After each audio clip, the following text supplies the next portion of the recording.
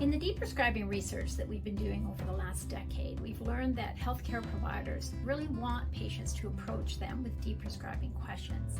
But we found through our community engagement work that people don't necessarily have enough information or good background on their current medications, and so they don't feel comfortable, or they might even be afraid to ask their healthcare provider about their medications.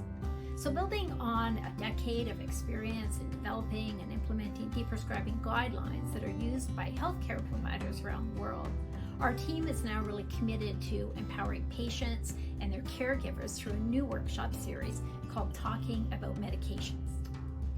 We believe that patients and their caregivers need more than just a one-off presentation. People need education that helps them build skills over time and establish knowledge and confidence that they can use when talking to their healthcare provider about their medications.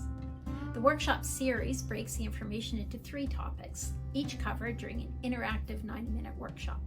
Talking about medications, getting reliable medication information, and having conversations about medication with healthcare providers. Over the last 8 months, more than 80 people have attended both in-person and virtual sessions hosted through Briere.